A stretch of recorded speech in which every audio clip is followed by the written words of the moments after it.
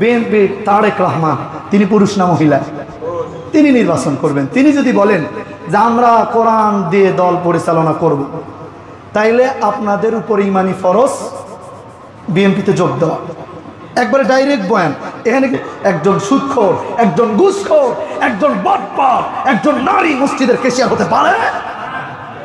ইসলাম রাষ্ট্রীয়ভাবে কিভাবে কামাই করা যায়, আল্লাহর কসম আগামীতে যারাই ক্ষমতা আসুক, ইসলামের বিরোধিতা করলে টাকলা মুরাদের মতো এই দেশের ক্ষমতা থেকে নামায়া ইন্ডিয়া পালাতে বাধ্য করা হবে। ঠিক কিনা বলে? ইসলামিক কোনো ব্যাপারে ছাড় দেওয়া চলবে? ওকে হক কথা বলতে হবে। ইসলামের রাজনীতি না, এটা আপনাকে কে বুঝিয়েছে? আপনি যদি এই বিশ্বাস করেন আপনি কাচ্চা কাফের, জুমার নামাজ 3 বার পড়লেও কাফের। আপনাকে মানতে হবে ইসলামের রাজনীতি আছে, ইসলামের সমাজনীতি আছে, ইসলামের পরিবার নীতি আছে। ইসলাম দিয়ে আপনাকে সব করা লাগবে। আপনি পেশাব করতে গেলেও দাঁড়িয়ে করতে পারবেন না, কারণ ইসলাম বলছে আপনাকে বসে পেশাব করা লাগবে। কে বেজার হয়েছে, কে খুশি হয়েছে, এইটা দেখার জন্য এইখানে বসি নাই। এইখানে বসলে আপনাকে হক কথা বলতেই হবে। যদি না বলি, আমার মতো হাজার ইমাম আছে যারা হক কথা বলে না, তাদের পিছে নামাজ হবে না, তাদের পিছে নামাজ ফাসাদ হয়ে যাবে। এদেরকে মসজিদ থেকে গাছ ধরে বের করে দিতে হবে। ঠিক কিনা বলে? ইমাম আপনাদেরকে স্পষ্ট করে বলি, শুনে রাখেন, আমরা অনেকেই শুনি ইসলামের রাজনীতি নাই, অথচ নবী করিম সাল্লাল্লাহু আলাইহি সাল্লাম রাজনীতি করেছেন। আপনি কোন জ্ঞানে, কোন আক্কেলে বলেন ইসলামের রাজনীতি নাই? কোরআনের একটা হরফ যে মানে না সে কাফের। সে কি? বলেন বলেন, সে কি? কোরআনটাই রাজনীতি।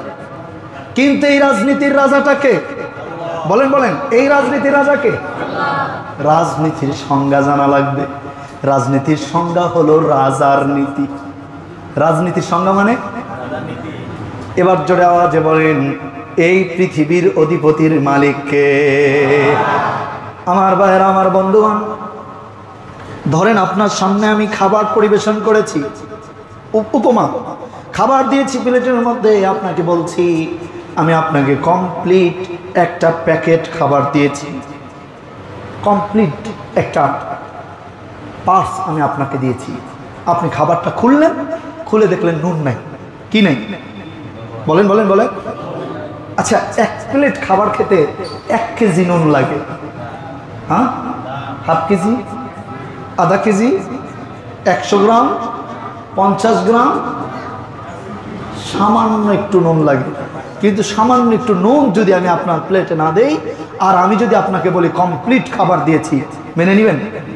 মেনে নেবেন? আমার ভাইয়েরা, আমার বন্ধুগণ, আল্লাহ রাব্বুল আলামিন বলছেন, বান্দারা, কমপ্লিট কোড অফ লাইফ, একটা জীবন বিধান আমি তোমাকে দিয়েছি। অতএব তুমি সংসার কেমনে করবে সেই রুলস আমি কোরআনে দিয়েছি। সংসদ কেমনে চালাবে এই রুলস আমি কোরআনে দিয়েছি। সমাজ কেমনে চালাবে এই নীতি আমি কোরআনে দিয়েছি। মসজিদ কেমনে চালাবে এই নীতি আমি কোরআনে দিয়েছি। আমার ভাইরা, আমার বন্ধুগণ, এই আস মার্কেট কেন্দ্রীয় জামে মসজিদে আমি ছিলাম। এই মসজিদের ভাঙা টিন সরায়া এই পাগল ছাগল রে দিয়া আল্লাহ 38 লাখ টাকা ব্যয় করায়া অনলি 6 মাসে মসজিদ দাঁড় করিয়েছিলেন। আলহামদুলিল্লাহ বলেন। ওই মসজিদে একজন কেশিয়ার ছিল, তার ভাতিজা আমাকে জিজ্ঞেস করছিল এরকম সবার সামনে, উনি রানিং কেশিয়ার, বলতেছিল যে কেউ যদি কালি সাধন করে তাহলে তাকে মসজিদের কেশিয়ার বানানো যাবে। আমি ভরা, এখানে কয়জন লোক, ওইটা এরকম 4টা ফ্লোরের সমান একটা ফ্লোর। আমি ভরা মুসল্লিদের ভিতরে সূরা তাওবার 7 নম্বর আয়াত বের করে বলেছিলাম, আল্লাহর কসম, এই সমাজের প্রত্যেকটা পুরুষের উপরে লানত, অভিশাপ, যে এই সমাজে শত শত পুরুষ থাকতে একজন মহিলা কেশিয়ার হয়েছে। নাউজুবিল্লাহ। এই ইতিহাসগুলো কেন বলি জানেন? কারণ আমি একমাত্র লোক যিনি কোরআনের কথা বলার সময় ছাড় দিয়ে বলি না। তারপর আমাকে বললো যে সে কি কেশিয়ার থাকার যোগ্য? আমি বলছি আল্লাহর কসম, আল্লাহর লানত, আল্লাহ কোরআনে বলছে একজন সুদখোর, একজন ঘুষখোর, একজন বাটপার, একজন নারী মসজিদের কেশিয়ার হতে পারে? আমার উপরে কেউ খুশি হয়েছিল আর 1% লোক বেজার হয়েছিল। কে বেজার হয়েছে, কে খুশি হয়েছে, এইটা দেখার জন্য এইখানে বসি নাই। এইখানে বসলে আপনাকে হক কথা বলতেই হবে। যদি না বলি, আমার মতো হাজার ইমাম আছে যারা হক কথা বলে না, তাদের পিছে নামাজ হবে না, তাদের পিছে নামাজ ফাসাদ হয়ে যাবে, এদেরকে মসজিদ থেকে গাদ ধরে বের করে দিতে হবে, ঠিক কিনা বলে? ইমামকে হক কথা বলতে হবে। ইসলামের রাজনীতি না, এটা আপনাকে কে বুঝিয়েছে? আপনি যদি এই বিশ্বাস করেন আপনি কাট্টা কাফের, জুমার নামাজ 3 বার পড়লেও কাফের। আপনাকে মানতে হবে ইসলামের রাজনীতি আছে, ইসলামের সমাজনীতি আছে, ইসলামের পরিবার নীতি আছে। ইসলাম দিয়ে আপনাকে সব করা লাগবে। আপনি পেশাব করতে গেলেও দাঁড়িয়ে করতে পারবেন না, কারণ ইসলাম বলছে আপনাকে বসে পেশাব করা লাগবে। আপনি মন চাই জিন্দগি চালাবেন আর আপনি বলবেন যে ইসলাম এই নেই সেই নেই। আপনাকে এই জ্ঞান কে দিয়েছে? বাটপাড়ি করেন নাকি? ইসলামের রাজনীতি আছে, ইসলাম দিয়ে আপনাকে রাজনীতি করা লাগবে। এই দেশ ইসলাম দিয়ে চলবে, কারণ আপনার জন্ম হয়েছে হালাল পন্থায়। এই ইসলাম থাকার কারণে প্লিজ ডোন্ট মাইন্ড, আপনার বাবার মৃত্যু হয়েছে ইসলামী শরিয়া অনুযায়ী, অতএব আপনার মায়ের মৃত্যু হয়েছে ইসলামী শরিয়া অনুযায়ী, আপনার নামাজ হয় ইসলামী শরিয়া অনুযায়ী, আপনার জাকাত হয় ইসলামী শরিয়া অনুযায়ী। আপনি খাবার খাওয়ার আগে বিসমিল্লাহ বলেন, আপনি দস্তরখানা বিছিয়ে খাবার খান, মসজিদে আসার আগে আপনি টুপি পড়েন, আপনি প্রত্যেকটা কাজে ইসলাম নিয়ে আসেন। একজনের অসুখ হইলে হুজুরকে ডাকেন, আর আপনি রাজনীতি করেন, কুফরি মতবাদে বিশ্বাসী করেন। আপনার এই ইমানের 4 পয়সা দাম নাই। কথা বুঝে বলতে হবে। নবী করিম সাল্লাল্লাহু আলাইহি সাল্লাম মক্কা থেকে মদিনায় গিয়েছেন, বিপদে পড়ে যাওয়ার দ্বিতীয় মিশন ছিল ইসলাম রাষ্ট্রীয়ভাবে কিভাবে কামাই করা যায়। আল্লাহর কসম, আগামীতে যারাই ক্ষমতা আসুক, ইসলামের বিরোধিতা করলে টাকলা মুরাদের মতো এই দেশের ক্ষমতা থেকে নামায়া ইন্ডিয়া পালাতে বাধ্য করা হবে, ঠিক কিনা বলে? ইসলামিক কোনো ব্যাপারে ছাড় দেওয়া চলবে। অতএব কোরআন দিয়ে রাজনীতি করবেন। রাজি আছেন তো ইনশাল্লাহ? রাজি আছেন তো ইনশাল্লাহ? যেই রাজনীতিতে কোরআন আছে ওই রাজনীতিতে টেন্ডারবাজি নাই। যেই রাজনীতিতে কোরআন আছে ওই রাজনীতিতে বড় বড় বোতল নাই। যেই রাজনীতিতে কোরআন আছে ওই রাজনীতিতে ইয়াবা নাই। যেই রাজনীতিতে কোরআন আছে ওই রাজনীতিতে সুদখোর ঘুষখোর নাই। যেই রাজনীতিতে কোরআন আছে ওই রাজনীতিতে চাঁদাবাজি নাই। অতএব কোরআনের রাজনীতি হলো শান্তির রাজনীতি, কোরআনের রাজনীতি হলো মানবতার মুক্তির রাজনীতি। আমরা কেন যেন রাজনীতি মানে বুঝি এটা ইসলাম থেকে আলাদা, এটা ধর্ম থেকে আলাদা। বলেন বলেন, মিথ্যা বলছি আমি? আমরা মনে করি রাজনীতি মানে এটা ইসলামের জিনিস। রাজনীতি না থাকলে নবী মুহাম্মদ সাল্লাল্লাহু আলাইহি সাল্লাম দেশের প্রেসিডেন্ট কিভাবে হয়েছেন বলেন? পৃথিবীতে একটা ইতিহাস দেখান যে একটা লোক রাজনীতি করে নাই, সে দেশ চালাইছে, দেখান আমাকে। হ্যাঁ, রাজনীতি ছাড়া রাষ্ট্র পরিচালনা সম্ভব। অতএব আমাদের রাজনীতি হবে কোরআনের, আমাদের রাজনীতি হবে হাদিসের, আমাদের রাজনীতি হবে রবিউল সানি মাসে নবীজি যে শিক্ষা দিয়েছেন সেই শিক্ষা। রাজি আছেন ইনশাআল্লাহ? রাজি আছেন ইনশাআল্লাহ? আমার ভাইয়ের, আমার বন্ধুগণ, আল্লাহ রাব্বুল আলামিন বলছেন হিজরতের পর নবী করিম সাল্লাল্লাহু আলাইহি সাল্লামকে নির্দেশ দেওয়া হলো মদিনায় যান, ইসলামী রাষ্ট্র প্রতিষ্ঠার কাজে মনোযোগী হন। তখন শত্রুদের ষড়যন্ত্র বাড়তেই থাকলো। নবী করিম সাল্লাল্লাহু আলাইহি সাল্লাম ইমাম ইবনে ইসহাক ইবনে হিশাম সিরাত গ্রন্থে উল্লেখ করেছেন রবিউল সানি মাসে নবী করিম সাল্লাল্লাহু আলাইহি সাল্লাম সাইদ ইবনে জায়েদ রাদিয়াল্লাহু তাআলা আনহুকে 20 জন সাহাবী দিয়ে প্রেরণ করেছিলেন। নবীজি বললেন, যাও, তোমাদের 20 জনের কাজ হলো কাফেরদের উপরে নজরদারি করা। কাফেরদের উপরে এই ঘটনাটাই রবিউল সানি মাসে ঘটছে। আমার ভাইয়েরা, আমার বন্ধুবান্ধব, নবী করিম সাল্লাল্লাহু আলাইহি ওয়াসাল্লাম বললেন, যাও কাফেরদের ষড়যন্ত্রগুলো আমাদেরকে আপডেট জানাও। কোনো যুদ্ধ হয়নি, কোনো বিগ্রহ হয়নি, কিন্তু নবীজি তাদেরকে পাঠিয়ে দিলেন, তোমরা যাও। মুসলমানরা অনেক কৌশলে সেখানে অবস্থান করলো এবং তাদের পরিকল্পনা এক এক করে নবী করিম সাল্লাল্লাহু আলাইহি ওয়াসাল্লামকে পাঠাতে লাগলো। আল্লাহর রহমত, এই মাসে ইসলামী রাষ্ট্রের সূচনা হয়ে গেল। আমার ভাইয়েরা, আমার বন্ধুগণ, অতএব রবিউল সানি মাসের ঘটনাগুলো থেকে আমাদের 2টা শিক্ষা নেওয়া লাগবে। 1 নাম্বার, কেউ নাই যার সাথে তার সাথে আছে কে? আরো জোরে বলেন কে? 2 নাম্বার শিক্ষা নেওয়া লাগবে, এই জমিন কার? আরো জোরে বলেন, এই জমিন কার? জোরে বলেন, জোরে বলেন। এই জমিনে আল্লাহ একটা কিতাব নাজিল করছে, তার নাম হলো কমপ্লিট কোড অফ লাইফ, দা হোলি কোরআন। এই কোরআনটা কার? জোরে বলেন, জোরে বলেন। কোরআন কার? এই জমিন কার? আমরা মানুষগুলো কার? তাহলে এই জমিনে আইন চলবে কার? কোরআনের আইনের কথা বললে আমাদের বিভিন্নভাবে কষ্ট দেওয়া হয়, বিভিন্নভাবে আমাদেরকে জুলুম করা হয়। ইতিহাস ভুলে গেলে চলবে না। কোরআনের রাজনীতি আমরা চাই, কারণ আমরা মানুষের মুক্তি চাই, আর এই মুক্তির জন্যেই আল্লাহ কোরআনকে কমপ্লিট বানিয়েছেন। যারা বলি সুবহানাল্লাহ। আল্লাহর কসম, এই দেশে যদি একটা জেনার বিচার প্রকাশ্যে সাক্ষ্য প্রমাণাদের ভিত্তিতে যদি হয়, আল্লাহর কসম দ্বিতীয় কোনো জেনা হবে। আমার বন্ধুগণ, একটা চোরের বিচার যদি প্রকাশ্যে গাজীপুর চৌরাস্তার মনে হয়, এই পুরা গাজীপুরের চুরি বন্ধ হয়ে যাবে, ঠিক কিনা বলেন? একটা চোরের বিচার যদি হয়, আল্লাহর কসম আমি ইমাম সাহেবকে জুমার দিন বয়ান করে জুতা চুরি বন্ধ করতে পারি, এই চুরি অটো বন্ধ হয়ে যাবে, ঠিক কিনা? ঠিক কিনা? ঠিক কিনা? এখানে আমরা কি জুতা চুরি করতে আসছি? কারা কারা আসছেন হাত তোলেন তো। কেউ আসেন নাই? তাইলে বলেন তো জুতা চুরি হয় কিনা? সবাই বলেন, সবাই বলেন। কালকেও এক জোড়া নতুন রেখা পুরান রেখা নতুন নিয়ে গেছে।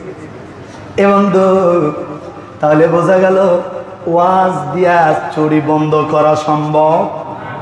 ওয়াজ যিনি করেন তাকে বাইকটা গোস্তের সাথে মিশায়া মশলা বানায় খাইলেও সম্ভব। চুরি বন্ধ করতে হলে কোরআনের আইন পাস করা লাগবে। কোরআনের আইন যদি পাস থাকে, তবে এই সমাজের সবচেয়ে বড় কাজী হবে ইমাম সাহেব। আজকে আপনি ইমাম সাহেব নিয়ে কথা বলেন, এ বন্ধু সবচেয়ে বড় বিচারক যখন ইমাম সাহেব হবে, তখন আপনি হুজুরের কাছে, আলেমের কাছে, বিচারকের কাছে আপনি মুখাপেক্ষি হবেন। আপনি আর গীবত শিকায়াত করতে পারবেন। আমার ভাই, আমার বন্ধুগণ, গ্যারান্টি সহকারে বলছি, যদি এই পৃথিবীর तमाम পৃথিবীর সব মানুষ তাবলীগ করে, তাবলীগের বাইরে প্লিজ রাগ করবেন না। तमाम পৃথিবীর সব মানুষ যদি দাওয়াত তাবলীগের 40 দিনের চিল্লা দেয়, এই পৃথিবীর কোন ভূখণ্ডে নামাজ প্রতিষ্ঠা করা কষ্টিম কালেও সম্ভব নয়। এখন আপনি বলবেন, হুজুর তাহলে তাবলীগ কেন করি? কেন করেন জানেন? ইতিহাস তো জানেন না। আজকে ইতিহাসটা শোনেন, একটু যদি দয়া হয়, যদি মনে হয় ইতিহাসটা শেয়ার করবেন, বাসায় যা ফেসবুকে ইউটিউবে শেয়ার করে মানুষকে জানায় দিন। এবং ইলিয়াস রহমাতুল্লাহর জন্ম ইন্ডিয়াতে। এই ভারতবর্ষ দীর্ঘ 600 বছর মুসলমানরা শাসন করার পর, যখন ব্রিটিশরা চলে গেল, মুসলমানদের হাত থেকে ক্ষমতাচ্যুত হয়ে গেল, তখন এই ভারতবর্ষে নামাজের মতো, আজান দেওয়ার মতো কোনো লোক রইল না। হযরত ইলিয়াস রহমাতুল্লাহ আলাইহি দেখলেন, তাহলে কেমনে নামাজ প্রতিষ্ঠা করা যায়? সব ক্ষমতা হিন্দুত্ববাদীদের হাতে চলে গেল। হিন্দুরা মুসলমানদেরকে মারতে থাকলো, শাহাদাত বরণ করাতে থাকলো। মুসলমানের সংখ্যা অনেক কমে গেল, 20% মুসলমানের সংখ্যা হয়ে গেল। এত কম সংখ্যায় ইসলামী রাজনীতি, ইসলামী সমাজনীতি, ইসলামী পরিবার নীতি কায়েম করা সম্ভব নয়। অতএব একটা কাজ করো, দাওয়াত ও তাবলীগ চালু করো। সুবহানাল্লাহ। আমার ভাই, আমার বন্ধুগণ, দীর্ঘ 1500 বছর দাওয়াত ও তাবলীগের কাজ আপনারা করেছেন, আলহামদুলিল্লাহ। এখনো করবেন, আগামীতেও করবেন। তবে এখন সময় হয়েছে তাদের হাতে ক্ষমতা দেবার, যারা এই দেশটা কোরআন দিয়ে চালাতে চায়। অতএব এখন আপনার জন্য তাবলীগ ফরজ না, এখন আপনার জন্য রাজনীতি ফরজ। আপনি এখন রাজনীতি করবেন যে কোথায় কোরআনের রাজনীতি চলে, আপনি সেখানে মাথা বিক্রি করবেন, এটা আপনার উপরে ফরজ। এখন আপনি বলবেন, হুজুর আমি তো বাংলাদেশ জাতীয়বাদী দল বিএনপির সাপোর্টার। আমি আপনাকে বলবো, খুব ভালো, বাংলাদেশের বৃহত্তম বড় একটা দল বিএনপি, ঠিক কিনা? আপনি বিএনপি করবেন না এমন না, আপনি বিএনপি করবেন, কিন্তু ওই যে মীর জাফর যারা শরীয়ত মানেন ওইগুলোকে সরায়া করবেন। আর ওইগুলো যদি থাকে তাহলে আপনি করবেন না, যদি আপনি মুসলমান হয়ে থাকেন, ঠিক কিনা বলে? এই মীর জাফর গুলোরে ডিম বানানা, পাথর ভাঙা দরকার, ঠিক কিনা বলে? ইসলামের এই দেশ থেকে সরানো দরকার, এই জালিয়াত গুলো সরানো দরকার, এই বেঈমান গুলোকে এই দেশ থেকে তাড়ানো দরকার। শেখ হাসিনা পালাইছে, কিছু বেঈমান আর কিছু দালালকে রেখে গেছে। যেই 17 বছর বিএনপি নেতাকর্মীরা পালাইছে, এই 17 বছর এই মির্জাফররা ঘরে বসে বসে টাকা পাইছে। খোঁজ তো রাখেন না, কইলে তো রাগ করবেন। বাংলাদেশ ইসলামিক সকল দলের সাথে একমত পোষণ করবেন। আর যদি অন ইসলামিক কার্যকলাপগুলো এই দল থেকে দূর হয় তো আপনি সেই দল করবেন, যেই দলে ইসলাম সেই দলে আপনি যাবেন। রাজি আছেন ইনশাআল্লাহ? এরকম সরাসরি ওয়াজ কোন ইমাম করবে না, কারণ ইমামতির ভয় সবার আছে। আমি ইমামতির ভয় করি না। আমাকে আজকে না করলে কালকে আপনাদের জয়েন করে দেখায় দিব যে আমার চাকরি রেডি আছে। কিন্তু হক কথা বলতে হবে। মসজিদ থেকে রাজনীতি শিখতে হবে। মসজিদ থেকে ওযু করা শিখলে, নামাজ শিখলে রাজনীতি আপনি বাইরে শিখবেন? আমার কথা বোঝেন নাই? আমার কথা বোঝেন নাই? আপনি বাবাকে মাটি দেওয়া শিখবেন মসজিদ থেকে, মায়ের বিয়ে শিখবেন মসজিদ থেকে, মেয়ের বিয়ে শিখবেন মসজিদ থেকে, ওযু শিখবেন মসজিদ থেকে, রাজনীতি শিখবেন চোরদের কাছ থেকে। না, এই সুযোগ আপনাকে ইসলাম দেয় নাই। ইসলাম একটা পরিপূর্ণ সংবিধান, একটি পরিপূর্ণ জীবন বিধান, একটি পরিপূর্ণ রাষ্ট্রের রুলস। এটা আপনাকে মানতে হবে ইনশাআল্লাহ। আমার ভাইরা, অনেক কথা বলছি, রাগ করেন না। রাসূল এই মাসে মদিনাকে ইসলামী রাষ্ট্র কায়েম করেছেন, এই রবিউল সানি মাসে। অতএব আপনাকে এখান থেকে শেখা লাগবে। আপনি শিখবেন না আর আপনি আল্লাহর কাছে যা বলবেন যে হুজুর মাসুদ সাহেব তো বলে নাই, কোনো ইমাম বলে না। আফসোস, সবাই ইমামতির এত ভয় করে। ভাই, এত ভয় করা কি দরকার? রিজিকের মালিক এই মসজিদ কমিটি। আমার ভাই, আমার বন্ধুগণ, সকল পরিবেশে ভরসা করতে হবে কার উপরে? জোরে জোরে জোরে। وَمَن يَتَوَكَّلْ عَلَى اللَّهِ فَهُوَ حَسْبُهُ। কত সুন্দর কথা আল্লাহ বললেন। ওইবার পড়ছি, ট্রাস্ট ইন আল্লাহ। তোমরা সকল অবস্থায় ভরসা করবা কার উপরে? আল্লাহ ইজ সাফিসিয়েন্ট ফর হিম। তোমাদের কোনো ভয় নাই, তোমাদের দায়িত্ব নেবেন তিনি কে? অতএব আমরা সকল অবস্থায় ভয় করবো কারে? ভরসা করবো কারে? وعلى الله فليتوكل المؤمنون। সূরা আলে ইমরান 3 নম্বর সূরার 122 নম্বর আয়াত। আল্লাহ বললেন মুমিনদের উপর, মুমিনরা সকল অবস্থায় আল্লাহর উপরে ভরসা করবে, এটাই ঠিক। আহা, আজকে আমরা মুমিন চিনলাম না, আমরা মুনাফিকদের পিছনে নামাজ পড়ি।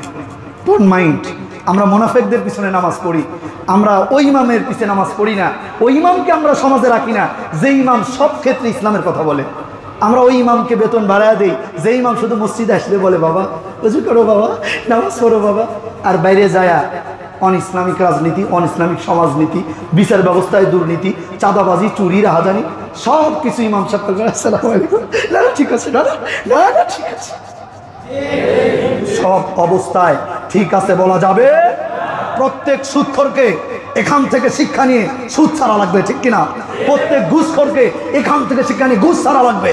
এই সমাজে কোন ট্রাস্ট প্রতিষ্ঠান, কোন সমিতি প্রতিষ্ঠান চলবে না, সব কিছুকে ভেঙে গুড়াই দিতে হবে, ঠিক কিনা?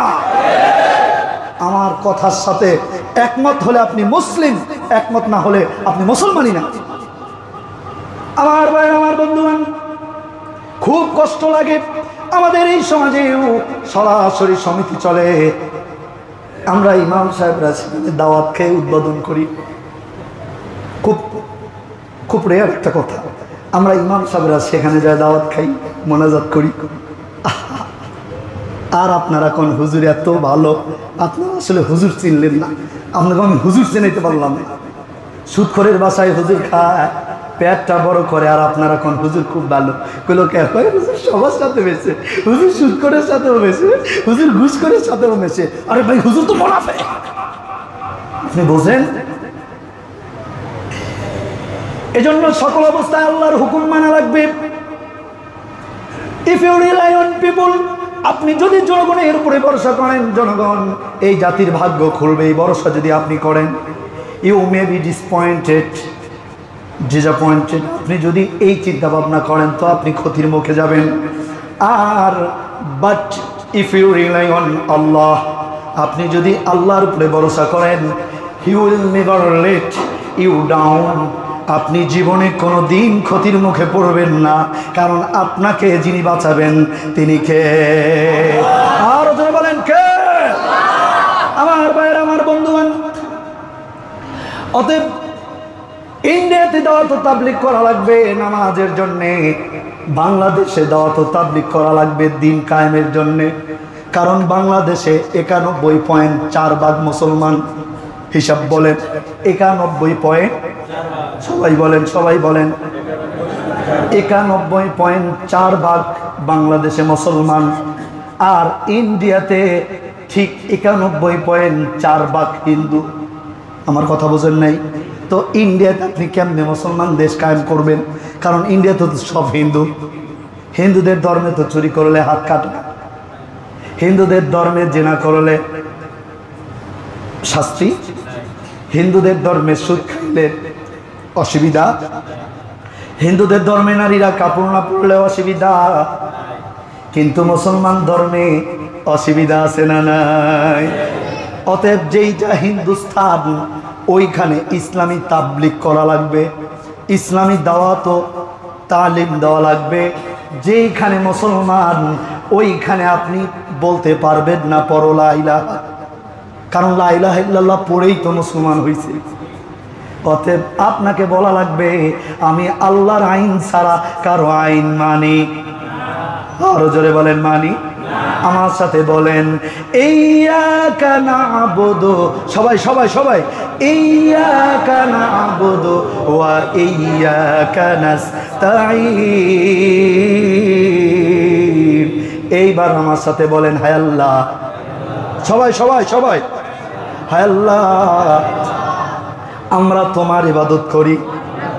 বলেন বলেন, আমরা তোমার ইবাদত করি, আমরা তোমার সাহায্য চাই, আমরা তোমার সাহায্য চাই। এরপরে বলেন মালিক ইয়াউমিদ্দিন, আরো জোরে আরো জোরে, মালিক ইয়াউমিদ্দিন।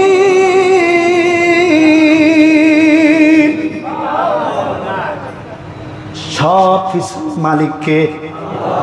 আরো জোরে বলেন দ্য ডে অফ জাজমেন্ট, কিয়ামতের মালিককে। লিমানিল মুলকুল ইয়াউম, এই পৃথিবীর মালিককে। আর কোরআনটা এই পৃথিবীর মালিকের কিতাব কিনা। অতএব এই কোরআন দিয়ে সব করা লাগবে। আমরা রাজি আছি না নাই? আর জোরে বলেন রাজি আছি না নাই? আমার ভাইয়েরা, আমার বন্ধুগণ, আপনাদের পায়ে ধরে অনুরোধ করি, কাফের হয়ে মইরেন না প্লিজ, মুশরিক হয়ে মইরেন না। জাহান্নাম বড় কষ্টের, জাহান্নাম বড় আযাবের, জাহান্নাম বড় শাস্তি, জাহান্নাম বড় তৃষ্ণা। মানুষগুলো এমনভাবে তৃষ্ণায় পড়ে যাবে, মানুষগুলোর গলা এমনভাবে শুকিয়ে যাবে, মানুষগুলো আল্লাহকে বলতে থাকবে আল্লাহ জাহান্নামে কি কোনো পানি নেই? ফেরেশতারা বলবে জাহান্নামেও খাবার আছে। বলে আল্লাহ জলদি করে কিছু খাবারের ব্যবস্থা করো। ফেরেশতাকে নির্দেশ দেওয়া হবে, যা ফেরেশতা পুষ পচা রক্ত আর খামরাঙ্গা চালার ওই ড্রেনের পানি এটা উড়ে দে, আপনি খাবেন। বলেন বলেন, আপনি খাবেন? খাবেন? আপনি পুষ খাবেন? এবং মরা রক্ত, সন্তান প্রসবের রক্ত, সন্তান প্রসবের পানি আপনার সামনে জাহান্নামে দেওয়া হবে। আপনি বলবেন আল্লাহ এইটা আমি কেন খাবো? বলে এটা জাহান্নামীদের খাবার, এইটা জাহান্নামীরা খাবে। আপনি বলবেন আল্লাহ এইটা কি জন্য দিচ্ছেন? বলে ওই নেতার রাজনীতি করছো, যেই নেতা চুরির টাকার ভাগ তোমাকে দিছে, যেই নেতা চাঁদার টাকার ভাগ তোমাকে দিছে, যেই নেতা তোমাকে দুনিয়া দেখাইছে, যেই নেতা তোমাকে আখেরাত দেখাই নাই, যেই নেতা তোমাকে জাহান্নাম দেখায় নাই, ওই নেতার কাছে তুমি যাও নাই, এই জন্য জাহান্নামের ভয় তোমার জন্য। লোকটা বলবে আল্লাহ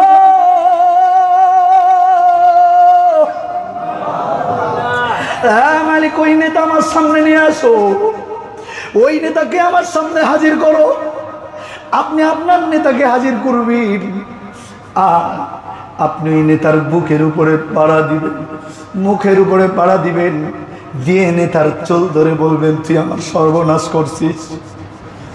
এবার আপনি বলবেন আল্লাহ শাস্তি, বলে শাস্তি পেতেই হবে। এজন্য ভাই আমার, দুইটা পা ধরি, দুইটা হাত ধরি, আজ থেকে ভুলেও কোনোদিন মুখে আনবেন না। দলের স্বার্থে হোক, টাকার জন্যে হোক, অর্থের জন্য হোক, যে কোনো কিছুর জন্য হোক, ভুলেও কোনোদিন বলবেন না ইসলামে রাজনীতি নাই। কারণ আমার নবীজি বিউসানির প্রথমে হিজরতের পর ইসলামী রাজনীতি করছে। আমার নবী যেটা করছে আপনি যদি বলেন সেটা নাই, তাহলে কি আপনি নবীর উম্মত? সবাই বলেন, সবাই বলেন। আমার নবী ইসলামী রাষ্ট্র কায়েম করেছেন, 1 নয় 2 নয়, 30 বছর ইসলামী রাষ্ট্র কায়েম হয়েছে। টানা 30 বছর খোলাফায়ে রাশিদিন মধ্যপ্রাচ্য শাসন করছে। আর আপনি এক নিমিষেই দলকে ভারী করার জন্য বললেন ইসলামে রাজনীতি নাই। আপনি যে ইমান থেকে বাইরে চলে গেলেন, আপনি মরার পর আমি যখন আপনার লাশটা কবরে রাখা, আমি যখন বলি বিসমিল্লাহি, বলেন বলেন, বিসমিল্লাহি ওয়ালা মিল্লাতি রাসূলিল্লাহ। বিসমিল্লাহ মানে আল্লাহ, বলেন আল্লাহ তোমার নামে, মিল্লাতি রাসূলিল্লাহ, রসুলের দলে।